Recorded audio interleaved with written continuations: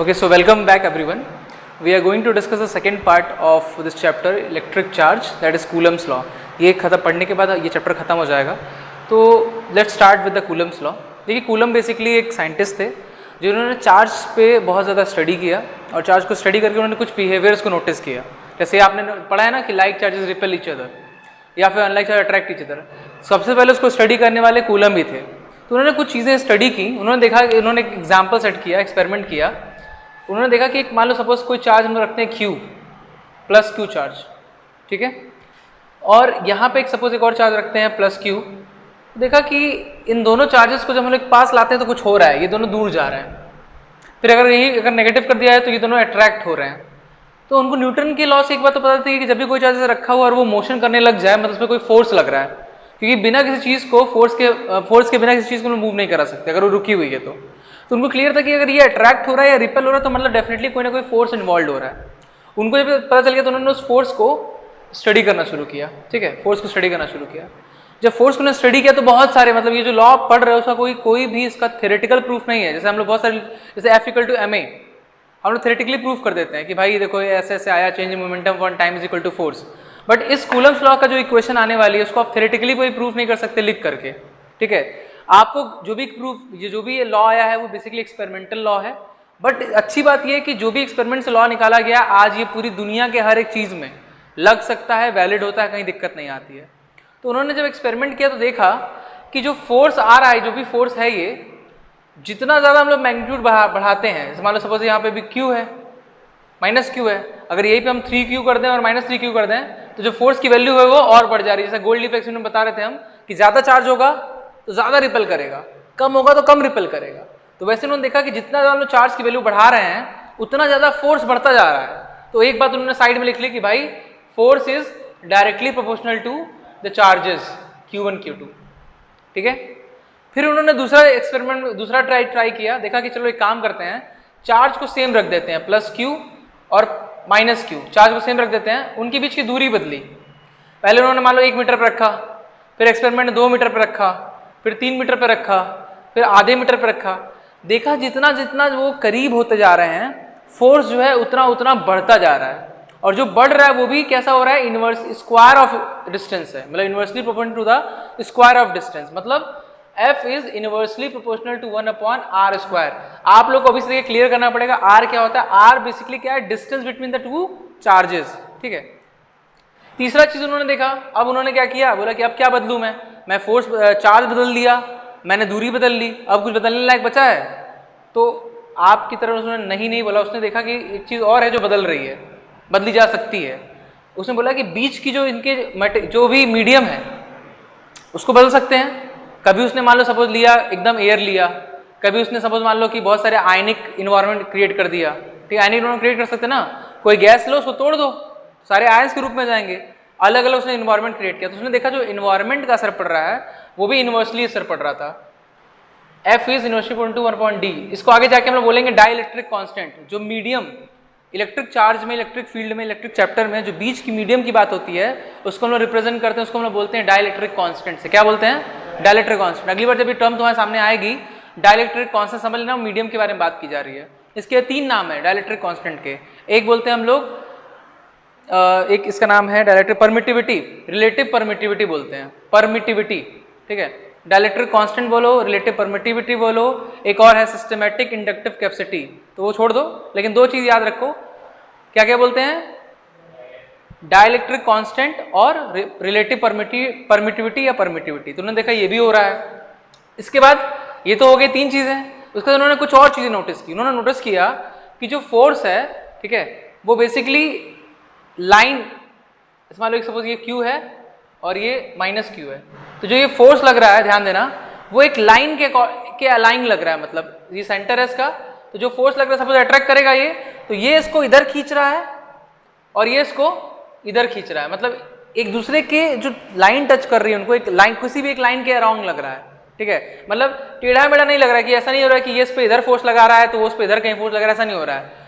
वो दोनों के दोनों एक लाइन, कोई भी एक लाइन ले लो जो उन लोगों को ज्वाइन करती है, लाइन ज्वाइनिंग दो 2 चार्जेस, फोर्स उसी डायरेक्शन में लग रहा है, उसी लाइन में लग रहा है. मतलब सपोज अगर मान लो मेरा एक फोर्स यहाँ पे है प्लस Q और एक फोर्स मेरा -Q यहाँ पे है, तो अब फोर्स ऐसा नहीं लगेगा. अब कैसे लगेगा, इन दोनों को ज्वाइन करने वाली जो लाइन है उस पर ही फोर्स लगने वाला है, ठीक है। या अगर ये दोनों सेम चार्ज हैं तो ये उस पर उधर, इस पे इधर लगेगा, और अगर ये सपोज माइनस है तो क्या लगेगा, उस वाले पे इधर लगेगा, इस वाले पे उधर लगेगा, लेकिन लगेगा कहाँ, लाइन ज्वाइनिंग पे। उसने देखा कि कोई भी जो भी बॉडी का मूवमेंट हो रहा था चार्जेस का, और पता कैसे चलता है, देखो इसने पता कैसे किया होगा कि फोर्स किधर लग रहा है। फोर्स को पता करने के लिए एक्सेलरेशन पे ध्यान दिया जाता है, क्योंकि आपने पढ़ा है force is equal to mass into acceleration, जिधर फोर्स की डायरेक्शन होगी उधर ही एक्सेलरेशन होगा, ठीक है। तो उसने देखा कि जब हम लोग ऐसे चार्ज जिस पर डाल रहे हैं, जैसे मान लो सपोज यहाँ पे प्लस क्यू चार्ज है, यहाँ न्यूट्रल बॉडी है, जैसे ही प्लस पे डाले ये तुरंत इधर भग गया, इधर इधर इधर किधर किधर नहीं भगा, इधर ही भगा, ठीक है। तो क्लियर हुआ कि लाइन ज्वाइनिंग पे जा रहा है। तो उन्होंने चौथी बात जो देखी वो देखी कि जो फोर्स है, इसको भी लिख लेते हैं, ये अपन डी तक हो गया। फोर्थ पॉइंट लिख लेते हैं, फोर्स ऑलवेज एक्ट, ये सब उन्होंने अनुभव किया, फोर्स ऑलवेज एक्ट टूवर्ड्स और away to the line joining the two charges,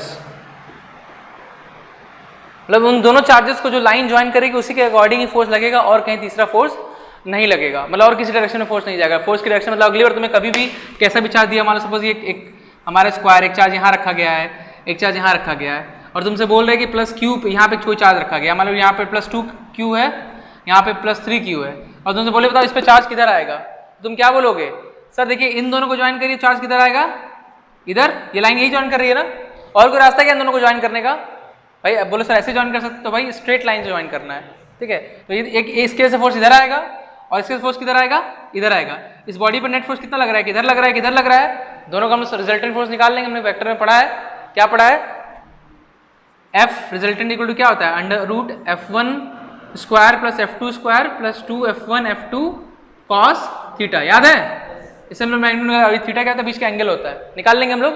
तो ये बात उसने ऑब्जर्व की, और उसने चौथी बात ये भी लिख दी कि भाई फोर्स जब भी लगेगा, मतलब किधर भी आ जाए, सपोज मान लो कोई यहाँ पे एक रख दिए, तो इसकी वजह से क्या लगेगा, इन दोनों में से इधर लगेगा, इसकी वजह से किधर लगेगा, इधर लगेगा, इसकी वजह से किधर लगेगा, इधर लगेगा।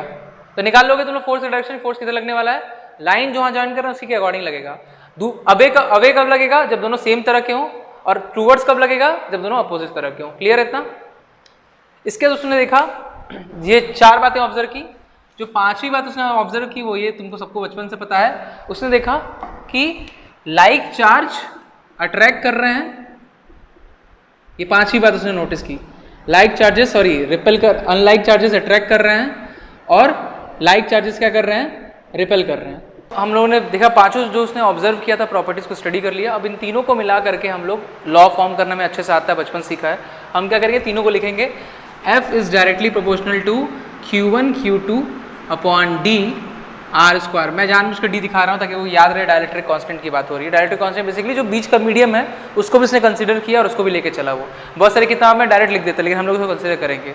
अब आगे से अगला स्टेप पता है हम लोग को, प्रोपोर्शनलिटी कांस्टेंट हटाएंगे, एक कांस्टेंट डालेंगे, कोई भी कांस्टेंट डाल सकते हैं। मान लो K अभी नहीं डालते क्योंकि यहाँ पे जो कांस्टेंट यूज करते हैं वो K ही होता है। हम लोग मान लो लेते हैं C, एक कांस्टेंट ले, कोई दिक्कत नहीं ना इसमें, कुछ भी ले सकते हैं।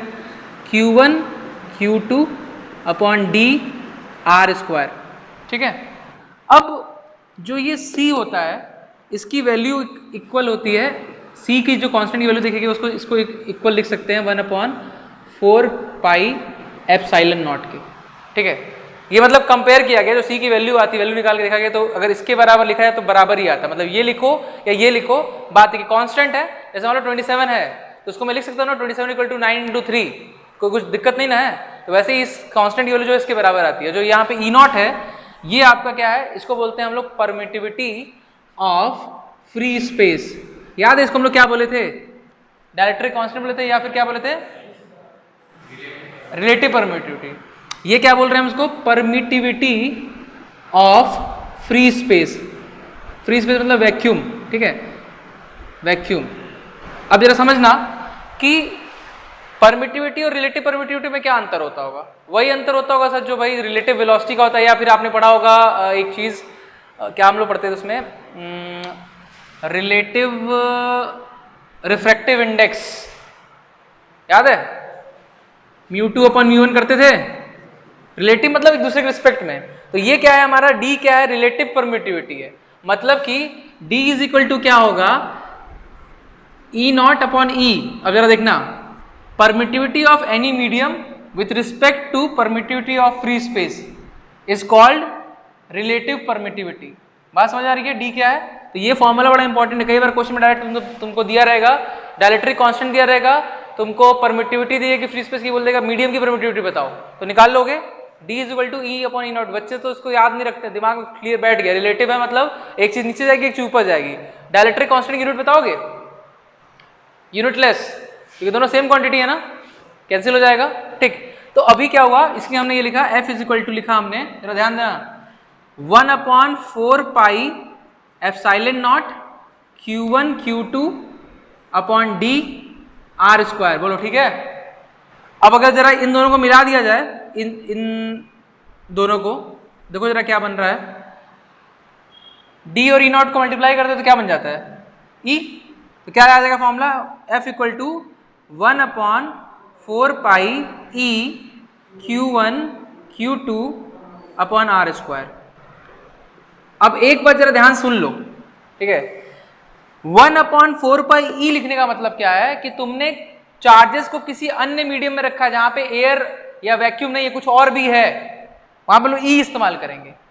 और जहां पे हमने E नॉट लिख दिया 1 अपॉन 4 पाई E नॉट, तुमको पता है जब बुक खोलोगे तुमको अलग अलग इक्वेशन दिखेगी, बच्चे फील नहीं कर पाते कि E में क्या अंतर है, E नॉट में क्या अंतर है। E नॉट मतलब हो गया तुम्हारा जो चार्ज रखा हुआ है वो फ्री स्पेस में रखा हुआ है, वैक्यूम में रखा हुआ है, ये E नॉट है। क्या कि उसका E नॉट का मतलब क्या होता है, परमिटिविटी ऑफ फ्री स्पेस और वैक्यूम, वो E नॉट है। और जहां पे E लिख दिया गया उसका मतलब क्या है कि अब एयर की जगह पे कोई और चीज डाल दी गई बीच में, चार्जेस के बीच में। तो क्लियर हो रहा है ना, मतलब तुम्हें अगर कभी क्वेश्चन में दिया रहे कि a medium is made by this thing, तो वहां पे 1 अपॉन 4 पाई E यूज करो और E की वैल्यू जो क्वेश्चन में दी रहेगी वो इस्तेमाल करोगे। अदरवाइज अगर तुम्हारा एयर है तो पूरी जो वैल्यू होती है, देखो ए फॉर एयर के लिए फॉर्मूला क्या लिखेंगे, for air 1 upon for air क्या लिखेंगे, F इक्वल टू 1 अपॉन 4, बोलते जाओ 1 अपॉन 4 पाई E नॉट। ये सब तो सेम ही रहने वाला है, ठीक है, ये सब सेम रहने वाला है। और जो इसकी पूरी वैल्यू होती है, इसकी जगह हम लोग क्या लिख देते हैं, K लिख देते हैं, K Q1 Q2, ये बड़ा फेमस फॉर्मूला है, याद है। और K की वैल्यू कितनी बोलते हैं हम लोग, 9 इंटू 10 की पावर 9, यूनिट जो भी आएगी निकाल के लगा देना, ये ले बोलते हैं। तो याद रखना, फिर से बता रहा हूँ, 9 इंटू 10 की पावर 9 की वैल्यू तुम तभी इस्तेमाल करोगे जब वो एयर है या फिर वैक्यूम है। अदरवाइज क्या करोगे तुम, K इक्वल टू क्या होता है 1 अपॉन 4 पाई E नॉट हुआ कब, जब एयर हुआ और कुछ और हुआ, मान लो कोई अदर मीडियम हुआ, तो क्या हम लोग यूज करेंगे 1 अपॉन 4 पाई E। अब वहां पे जो E की वैल्यू रहेगी वो डालना, फिर K की वैल्यू निकालना, फिर उसको फॉर्मूले में यूज करना। ये गलती कभी मत करना, इसलिए मैंने पूरा एक्सप्लेन किया ना, तो बहुत सिंपल था ये, ठीक है। फिर से एक बार रिवाइज कर लें, ये उसने चेक किया, इन दोनों को हमने इस्तेमाल करके यहाँ लेके आए, हमने खोला, एक कांस्टेंट लगाया, ये तो नीचे था ही, C की जगह पे हम लोग वो लिख सकते हैं क्योंकि देखा कि वैल्यू बराबर है, जैसे 27 लिखते हैं उसके ऊपर 9 इंटू 3 लिख सकते हैं, वैसे हमने C की जगह पे ये वैल्यू लिखी। E को बोला हमने permittivity of a free space, ये परमिटिविटी थी। D जो होती है रिलेटिव परमिटिविटी हमने लिखा था, या डायलेक्ट्रिक कांस्टेंट बोलते हैं। इन दोनों को मल्टीप्लाई करके भाई D और उसमें E में रिलेशन क्या होता है, E upon E not is equal to D, तो D इंटू E नॉट क्या हो जाएगा E, उसके हमने E लिखा और यहाँ पे क्लियरली लिख दिया कि this is force for other medium, ठीक है, तो जब कोई और मीडियम रहेगा। और ये वाला फोर्स कब लगता है जो यहाँ पे लिखे हैं, जब वैक्यूम रहेगा, तो ये दोनों लिख करके अलग से लिख देना होता है, ठीक है। बात समझ आ गई, चलो। अच्छा, कूलम, इसी पर्टिकुलर लॉ को हम लोग क्या बोलते हैं, कूलम्स लॉ बोलते हैं। इस फोर्स को जो चार्जेस के बीच में लगता है, जो दो चार्जेस के बीच में फोर्स लगता है, इसको हम लोग इलेक्ट्रोस्टैटिक फोर्स बोलते हैं या कूलम्स फोर्स भी बोल देते हैं। ये बताओ इलेक्ट्रोस्टैटिक फोर्स की यूनिट क्या होगी, न्यूटन ही होगी, है ना। आलू फोर्स, जलेबी फोर्स, कैसा भी फोर्स हो, वो यूनिट क्या होगी, न्यूटन ही होगी। क्लियर है, चलो आगे बढ़े। अब देखो एक बात उसने बड़ी अजीब बोली जिसपे थोड़ा सा हम लोगों को गौर करना होगा। उसने बोला देखो भाई, मेरा जो तुम कूलम लॉ लगाना ना, वो सिर्फ और सिर्फ पॉइंट चार्ज पे लगाना। This law of force between the charges is only applicable for point charges. अब पॉइंट चार्ज का मतलब क्या होता है, पॉइंट मास का मतलब पता है क्या, हम लोग पॉइंट मास पढ़ते थे मैकेनिक्स में। पॉइंट मास मतलब कि भाई सर पूरा का पूरा मास किसी पॉइंट पे आया हो, उसको हम बोलते हैं पॉइंट मास, ठीक है। उसमें कोई दिक्कत नहीं होती। जैसे मान लो हम लोग सपोज ग्रेविटेशन का फॉर्मूला लगा रहे हैं और वो पॉइंट मास ना हो, वो इस तरह का कुछ मास हो, ठीक है, तो यहाँ पे एक मास इस तरह हो, तो फॉर्मूला लगाने में कितनी दिक्कत होने वाली है, क्योंकि भाई किसका किसका आर लें, देख रहे हो कितने सारे आर हो जाएंगे। तो हम लोग क्या करते हैं उसके लिए solution, centre of mass concept. इसलिए centre of mass concept really में कुछ नहीं होता है, वो हमारा एक तरीका है चीजों को सॉल्व करने का। हम मान लेते हैं कि सारा मास एक पर्टिकुलर बॉडी, तो हम लोग क्या करते हैं एक बॉडी मान लेते हैं, बॉडी मान लिया और फिर क्या करते हैं उस पर लगा देते हैं फोर्स, निकल जाता है। सिमिलर वे में इसने कूलम ने बोला कि देखो यार चार्ज में मान लो अगर एक पॉइंट चार्ज है, एक पॉइंट चार्ज है, तो मुझे उस पर चार्ज तो पता चल ही जाएगा, साथ में उसकी दूरी भी पता रहेगी और बीच का मीडियम तो पता ही रहता है हम लोग को, तो मैं आराम से वो आर वाला चीज यूज कर लूंगा तो निकाल लूंगा। लेकिन अगर तुम्हारा कोई सपोज बड़ा बॉडी है, उस पर चार्ज इधर उधर फैला हुआ है, तो मैं किस चार्ज से दूरी निकालूंगा, दिक्कत होगा। तो उसने बोला मेरे लॉ को लगाना सिर्फ पॉइंट चार्ज लगाना, मैंने रिजिड एक्सटेंडेड बॉडी के लिए निकाला है। लेकिन हमें टेंशन तो है नहीं, जैसे हमने सेंटर ऑफ मास कॉन्सेप्ट इजाद किया था वैसे हम लोग रिजिड बॉडी के लिए भी कर लेंगे। हम लोग क्या करेंगे, रिजिड बॉडी को अगर हमें पॉइंट बॉडी में बदलना हो तो क्या करना चाहिए हमको, सेंटर मास से तो मास आएगा ना, खूब दूर चले जाए, खूब दूर चले जाएं, दूर से जाके देखेंगे, भाई दूर से जाके देखेंगे तो हमें क्या नजर आएगा कि ये कोई ऐसा कोई पर्टिकुलर चीज है वो 2 पॉइंट पर रखा हुआ है, ये हमें दूर से क्या नजर आएगा, पॉइंट नजर आएगा, है कि नहीं, ये पॉइंट नजर आएगा, दूर से ये भी पॉइंट नजर आएगा और फिर लगा देंगे। तो नॉर्मली क्या होता है, जो सही बात है कि सिर्फ पॉइंट ऑब्जेक्ट लगाना है, लेकिन तुमको अच्छे तरीके से पता है ट्रिक कि तुम किसी भी एक्सटेंडेड बॉडी को पॉइंट ऑब्जेक्ट में कन्वर्ट कर सकते हो। जैसे मान लो कि अगर कोई स्क्वायर दिया हुआ है उस पर चार्ज प्लस क्यू है, तो तुम ठीक है इसमें पूरा मिटा करके पॉइंट क्यू रख सकते हो, कोई दिक्कत थोड़ी है, इसमें प्लस क्यू रख सकते हो, ठीक है। तो ये चीज़ थोड़ा ध्यान देना है, only for the rigid bodies use, only for the point object use किया जाता है, ठीक है। चलो आगे देखते हैं, few important points, few important things for Coulomb's law। जैसे कि नंबर 1, पहला क्या है कि ये भाई ये एक्सपेरिमेंटल लॉ है, याद रखना, इसका कोई थ्योरेटिकल प्रूफ मत ढूंढने लग जाना, एक्सपेरिमेंटल प्रूफ है इसका, जो भी है करके देखा, तुम भी देखोगे, कोई चार्ज लोगे, कभी महसूस करने का मौका मिले चार्ज लेना, वो उसी दिशा में भागेगा जहां उसको ज्वाइन करता है, उसी दिशा में बाहर जाएगा, ठीक है। जितना दूरी बढ़ाओगे फोर्स कम होता जाएगा, मीडियम बदलोगे, तो सब कुछ मतलब प्रूफ किया गया है, मतलब कोई थ्योरेटिकल नहीं है लेकिन एक्सपेरिमेंटल प्रूफ है, पहला बात। दूसरी बात क्या है, एनालॉगी। एनालॉगी का मतलब बताए थे एक बार क्लास में, हम बताओ एनालॉगी क्या होता है। एनालॉगी मतलब analogy with Newton's gravitation law. Analogy मतलब क्या होता है, किसी चीज का एग्जाम्पल लेके दूसरी चीज को समझा देना, मिलता जुलता चीज, ठीक है, एनालॉगी। तो जैसे देखो ग्रेविटेशन का लॉ क्या होता था, बताओ, एफ जी स्क्वायर क्या होता था, जी m1 m2 r स्क्वायर।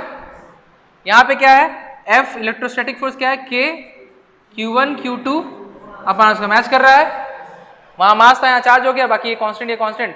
एक चीज जरा ध्यान देखना, ये जी क्या था, ग्रेविटेशन कांस्टेंट था, लेकिन वो यूनिवर्सल था, मतलब पूरी दुनिया में चले जाओ इसकी वैल्यू नहीं बदलेगी। कितनी थी वैल्यू, -11, 6.6 लेकिन तुमको यहाँ पता है सर के जो है, देखिए सर के बेसिकली क्या है, के है सर 1/4 पाई, अगर सर कोई और मीडियम है तो ई, कुछ और हुआ तो ई नॉट, कुछ और हुआ तो कुछ और, तो मतलब हर एक मीडियम के लिए देख रहे हो ई की वैल्यू बदलती है, के की वैल्यू बदलती जा रही है। तो you can say it constant but you can not say it is a universal constant. अंतर बता रहा हूँ, यहाँ पे सवाल पूछे जाते हैं, बनते हैं, ठीक है। बस के की वैल्यू तुमको पता है भाई, जो मीडियम बताओगे उससे के की वैल्यू आ जाएगी, कांस्टेंट नहीं बोल सकता मैं इसको, यूनिवर्सल कांस्टेंट नहीं बोल सकता, ठीक है। बाकी सब तो सेम है, आर डिस्टेंस है, q1 q2 है। अब जरा देखो डिफरेंसेस, देखो डिफरेंसेस क्या क्या है।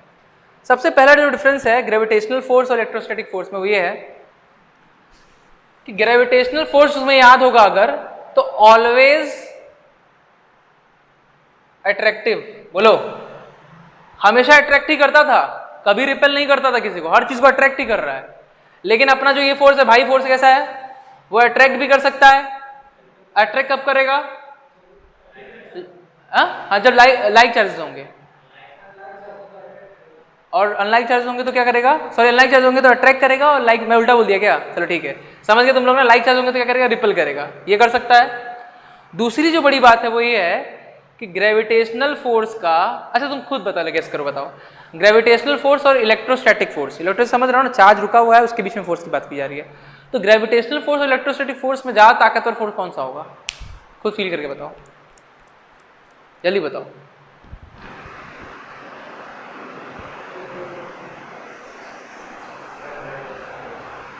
ग्रेविटेशनल फोर्स, ऐसा लगता है, फील भी आता है कि देखिए सर ये तो चला गया लेकिन चार्ज कुछ नहीं हो रहा है। ग्रेविटेशनल फोर्स का पापा नहीं, दादा नहीं, परदादा का दादा है इलेक्ट्रोस्टैटिक फोर्स, बहुत ताकतवर है। इसीलिए कभी अगर ग्रेविटेशनल फोर्स और इलेक्ट्रोस्टैटिक फोर्स जब दोनों साथ में आते हैं इसको तुरंत निग्लिजिबल मान लिया जाता है। पर तुमको अगर इसको प्रूफ करना हो तो घर पे जाना और आराम से एक इलेक्ट्रॉन यहाँ रखना, एक इलेक्ट्रॉन यहाँ रखना, ठीक है, दोनों की दूरी फिक्स कर लेना, 1 मीटर ले लेना। भाई इलेक्ट्रॉन पे मास होता है क्या, कितना होता है? अभी आज ही लिखा था ऊपर मैंने, 9.1 × 10⁻⁻27 किलोग्राम मास हो गया, दोनों का मास मिल गया। Gm1m2, G तुमको पता ही है, M1m2 मिल गया, R तुमको पता है 1 मीटर, तो ग्रेविटेशनल फोर्स निकल जाएगा। और फिर क्या करना है, इसी का वो निकालना, इलेक्ट्रोस्टैटिक फोर्स निकालना। उसके लिए क्या चाहिए, तुमको मास चाहिए कि चार्ज चाहिए? चार्ज चाहिए।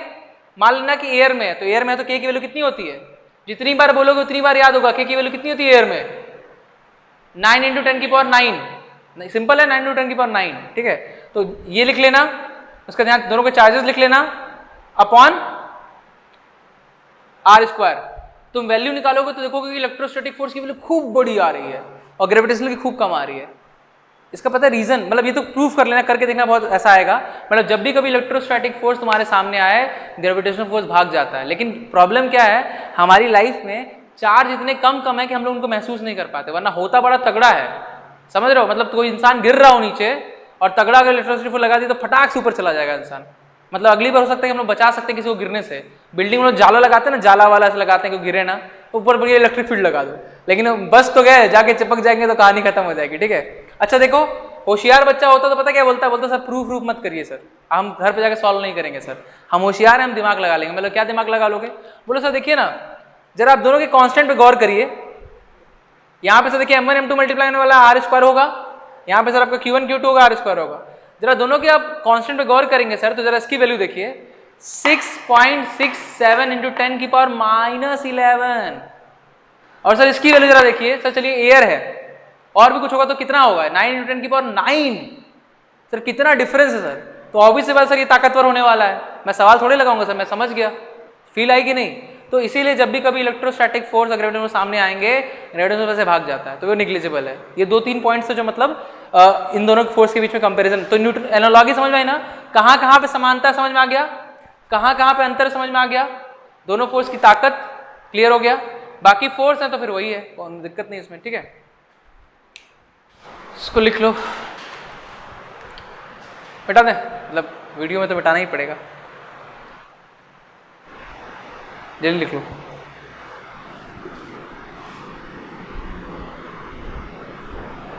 ठीक है, अरे तो दिमाग में बैठ गया ना।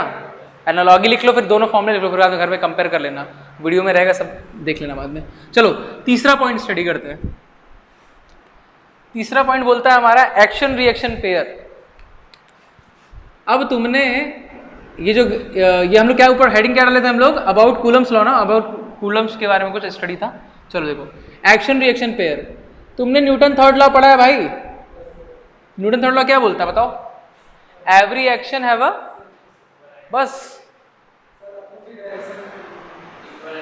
बस एक बात और है इंपॉर्टेंट, हाँ, पेयर, और पेयर यहां लिखा इसलिए पेयर बोल रहे हो। Every action have a equal and opposite, वहीं रख दीजिए, every action have a equal and opposite reaction on different bodies. ये बोलना बहुत इंपॉर्टेंट है कि अगर मैं तेरे पे लगा रहा हूं तो तू मेरे पे लगाएगा। डिफरेंट बॉडीज, तूने 20 लगाया तो मैं भी 20 लगाऊंगा, इक्वल।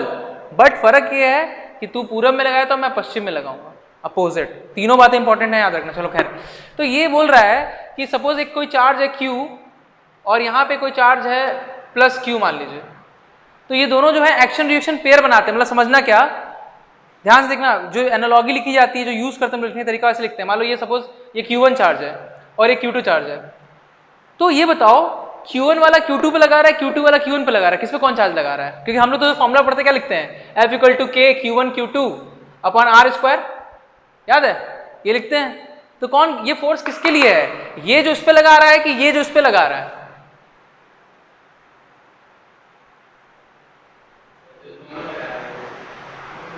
दोनों लगा रहा है, मतलब क्या भाई, हम तो ये पूछेंगे ना इस पे कितना फोर्स लग रहा है, बताओ क्या वैल्यू होगी उसकी।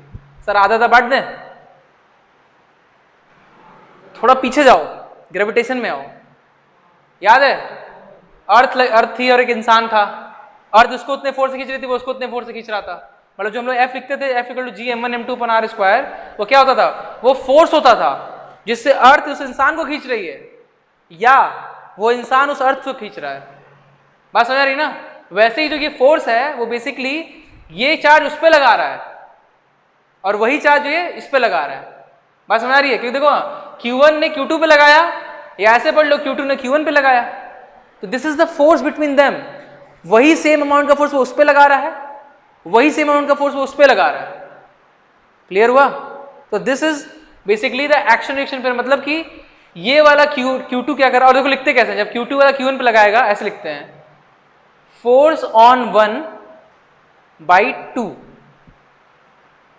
इसको कैसे पढ़ेंगे, फोर्स ऑन 2/1, और दोनों की वैल्यू कितनी लिखेंगे, K = Q1Q2/r²।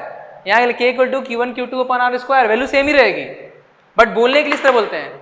एक जो है वो फोर्स ऑन 1/2 तो किधर रहेगा, दोनों अगर पॉजिटिव किधर रहेगा, इधर। फोर्स ऑन 1/2 वैल्यू कितनी आएगी, F = K Q1Q2/r²। Force on 2/1 same charges हैं, तो क्या करेगा उसको, ये सही लिखे हैं क्या, फोर्स ऑन 1/2, तो इधर आएगा ना, बोलो पॉजिटिव है ना, तो फोर्स ऑन 1/2 क्या होगा, रिपेल करेगा। फोर्स ऑन 2/1 बताओ, लाइन ज्वाइनिंग की तरफ तो होना ही होना है, फिक्स है, इधर उधर नहीं जा सकते, जो लाइन है उधर ही होगा। अब उधर होगा कि इधर होगा, इस पे फोर्स किधर लगेगा, इधर लगेगा, इधर लगेगा, इधर लगेगा, रिपेल करेगा सर क्या होगा, इधर लगेगा। अब जरा देख लो एक्शन रिएक्शन पेयर बन रहा है कि नहीं, इक्वल फोर्स, क्योंकि वैल्यू देखो बराबर ही आ रही है, equal force opposite direction different body, action reaction pair बन रहा है कि नहीं। बहुत सिंपल क्वेश्चन आता है बोर्ड में या जेई में कि out of the which of the following are action reaction pair. तो एक्शन रिएक्शन पेयर देखने का बस तीन चीज देखा करो, इक्वल रहे, अपोजिट रहे और डिफरेंट बॉडी रहे। जहां पे ये तीनों कंडीशन पूरी वो एक्शन रिएक्शन पेयर हैं। तो इलेक्ट्रोस्टैटिक फोर्स क्या बनाते हैं, एक्शन रिएक्शन पेयर बनाते हैं। बस आ रही है? तो कोई तुमसे पूछे कि इसने तो इस पे इतना लगा दिया, मान लो तुमको ऐसा बोल दे कि सपोज एक चार्ज है मेरा 70 कूलम और ये मेरा चार्ज है 30 कूलम, ठीक है, मेरा ध्यान देना प्रैक्टिकल लाइफ में, ये 70 कूलम वाला, ये दोनों पॉजिटिव हैं, तो इसको धक्का इधर मारेगा, इसको इधर मारेगा। 70 कूलम वाला 30 कूलम वाले को 20 न्यूटन से धक्का मार रहा है उधर बाहर, तो बताओ 30 कूलम वाला 70 को कितने से मारेगा। अगर हम समझदार होंगे तो बोलेंगे एक्शन रिएक्शन पे भाई 30 से मारेगा, और नहीं तो अगर नहीं पढ़ा होगा, नहीं सोचा होगा, तो बोलेंगे यार 70 वाला 30 से मारा तो 70 वाला 20, तो एक फोर्स मारा हमारा 20/70, तो 30 वाला लगे यूनिटी मेथड लगाने। बात समझ रहे? तो ये फीलिंग है ना एक्शन रिएक्शन पेयर का। अगली बार एक ने दूसरे पे कितना लगा निकाल लो, उतना ही दूसरा वाला हम पे लगाएगा, क्लियर हो गया। बात समझी क्या? ठीक है, तो ये दीज आर द एक्शन, मतलब these electrostatic forces are called as action reaction pair. Clear हुआ? चलो अगला पॉइंट हमारा है फोर्स, इलेक्ट्रोस्टैटिक फोर्स। तीसरा हो गया, चौथा पढ़ने जा रहे हैं। समझ में आ रहा है ना पूरा? इलेक्ट्रोस्टैटिक फोर्स और कूलम्स फोर्स बोल सकते हो, और कूलम्स फोर्स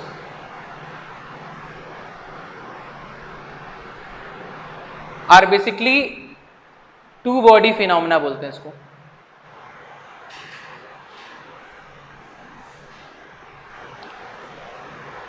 अब ये थोड़ा इंटरेस्टिंग है समझना यार, टू बॉडी फिनोमेना मतलब क्या है कि सर देखिए, अभी तक आप जो जितना भी केस ले रहे हैं सर, आप क्या कर रहे हैं, यहाँ पे सर एक चार्ज रख दे रहे हैं Q, और सर एक चार्ज रख दे रहे हैं यहाँ पे कुछ, मान लीजिए Q1 रख दे रहे हैं सर, आप यहाँ पे Q2 रख दे रहे हैं, और बोल रहे हैं कि उसका फोर्स किधर होगा। तो सर आपने बता दिया कि जहाँ पे दोनों लाइन ज्वाइन कर दो इस डायरेक्शन में होगा, अगर पॉजिटिव है तो उधर जाएगा और नेगेटिव तो अट्रैक्ट होगा, जितना फोर्स एक लगाएगा उस पर दूसरा फोर्स वो भी उस पर लगाएगा। क्लियर हो गया सब चीज़ें? लेकिन सर आप ये नहीं बता रहे हैं कि मान लीजिए कभी कोई सा तीसरा फोर्स हो Q3, अब सर बताइए इस पे Q1 पे क्या होगा, अब Q1 का क्या होगा, क्योंकि सर फोर्स तो ये भी लगाएगा, फोर्स ये भी लगाएगा इसके ऊपर, तो हम लोग बेसिकली क्या लिखेंगे, भाई सर ये भी फोर्स लगा रहा है, ये भी फोर्स लगा रहा है, अब सर क्या होगा, क्या सर ऐसा कुछ होगा क्या कि जो फॉर्मूला आपने लिखा था F = K Q1Q2/r², उसमें सर देखिए तो बस आप दो ही चार्ज को लेकर चल रहे थे सर, अब तो तीन चार्ज आ गया, तो क्या सर इस फॉर्मूले में कोई डिस्टर्बेंस आएगा? तो कूलम ने देखा कि ऐसा कुछ दिक्कत नहीं आ रहा है, बोला कि ये जो कूलम्स लॉ है वो टू बॉडी इंटरेक्शन है, मतलब ये वाला इंडिविजुअल अपना काम करेगा, ये वाला इंडिविजुअल अपना काम करेगा। इसके आ जाने से इसके फॉर्मूले में या कोई डिस्टर्बेंस नहीं आने वाली है। हाँ बस इस पे क्या होगा, पहले एक फोर्स लग रहा था, अब क्या होगा, दो फोर्स लगेगा। ठीक है, यहाँ पे क्या फोर्स लगेगा बताओ, कि Q1 Q2 upon R1 square, suppose ये R1 है तो यहाँ पे क्या हो जाएगा, कि Q1 Q3 upon R2 square, ये होगा बस। ठीक है, अब देखो इस पर लगने वाला फोर्स क्या है, अगर सपोज मान लो दोनों पॉजिटिव पॉजिटिव पॉजिटिव है तो ये लाइन जॉइनिंग इसकी हो गई, इस पे लगेगा बाहर की तरफ ये फोर्स, ये लाइन जॉइनिंग इसकी हो गई, इस पे लगेगा बाहर की तरफ ये फोर्स, इस पे बॉडी पे दो नेट फोर्स आया F1 F2, बोलो रिजल्टेंट निकाल लेंगे। तो जब ये चीज देखी गई तो इसी को टू बॉडी इंटरेक्शन को आगे जाके बोल दिया गया law of super imposition. Super imposition, imposition बहुत बड़ी बड़ी बातें नहीं है, सिंपल सा मतलब ये है कि अगर 10 कोई चार्जेस रखे गए हैं और तुम पे एक कोई चार्ज यहाँ है, तुमको इस पे निकालना नेट फोर्स क्या लग रहा है, तो एक एक का सबका निकाल लो और सबको सुपर इम्पोज कर दो, मतलब सबको जोड़ दो।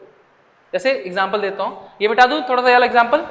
जैसे मान लो सपोज तुम्हारे पास एक चार्ज है, कोई टेस्ट चार्ज है मान लो Q का, यहाँ पे चार्जेस हैं Q1 है, Q2 है, Q3 है, ऐसे Q4 है, ऐसे जाते थे N तक चार्जेस हैं। तो क्या लिखेंगे हम लोग फोर्स, देखो ऐसे लिखेंगे, इसको जीरो बोल दो, मतलब जीरो नंबर का चार्ज, जीरो हो गया 1 2 3 4, तो कैसे लिखेंगे हम लोग, F net on zero charge. ठीक है, क्या होगा, force on zero by 1, vector sign लगा रहे हैं, वेक्टर साइन, फोर्स वेक्टर होता है ना, plus force on zero by 2 plus force on zero by 3 plus force so on, सबको ला देना, जोड़ देना। और वेक्टर तुमको करने आराम से आता है। अगर तुमको रियल लाइफ में दे दिया गया तो एक का क्या करोगे, एक का टेल होता है, एक का हेड होता है, उस दूसरे वाले का ले आओगे, उसके टेल पे उसका हेड रखोगे और जोड़ दोगे, फिर ये जुड़ गया, ऐसे तीसरा लाओगे जोड़ते ले आओगे, ऐसा एक रास्ता हो गया। और बाकी अगर उससे आ जाए तो under root F1 square plus F2 square plus 2 F1 F2 cos ऐसे निकाल लोगे। तो समझ में आई बात, ये सुपरइम्पोजिशन वाली क्लियर हुआ।